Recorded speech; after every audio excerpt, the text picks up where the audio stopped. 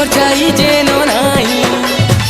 तुई तो रहेलु मोते एकला करी तोर बिना धन मोर की है नाई सब दिग लागी छीना गो छीना काहे कहे मी मनर बेदना कांदी कांदी मोरे लगेले सुना काहे कहे मी मनर बेदना कांदी कांदी मोरे मोर गेले सुना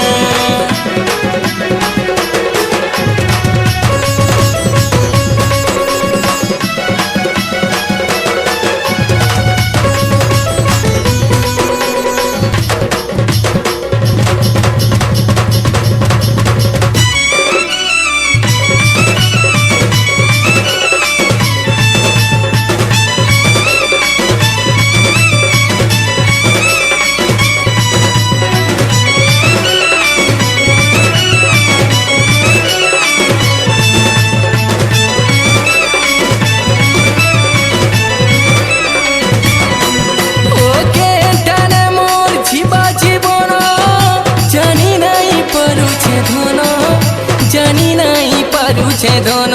मोला कटे जदि सुईती मिरानी देखी के कांदबू न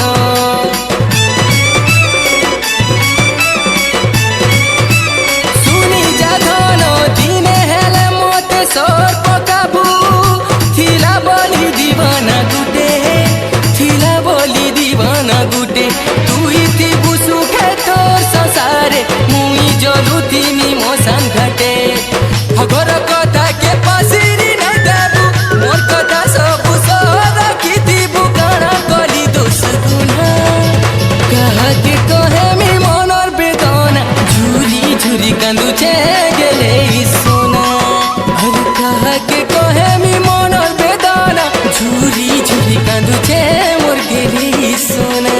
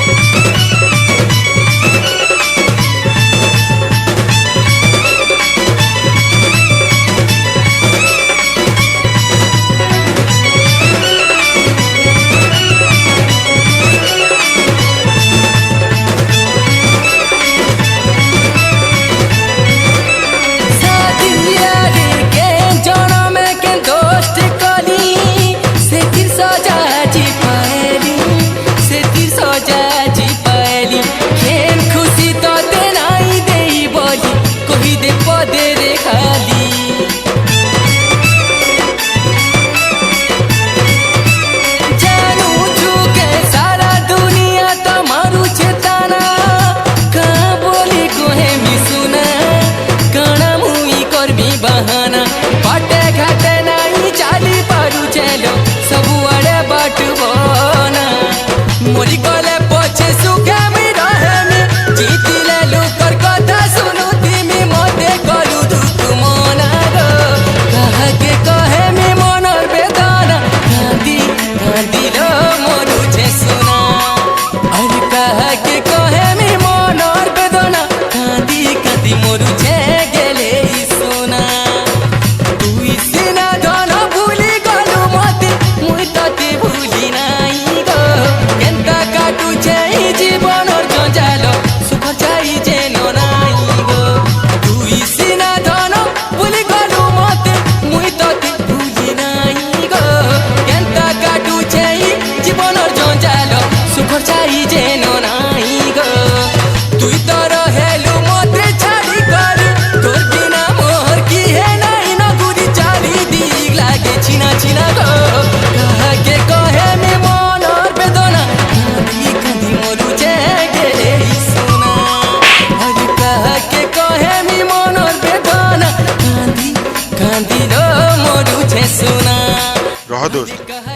तोर हिसाब सरला एखन मोर बारी कांदी कांदी मोरू छे गेले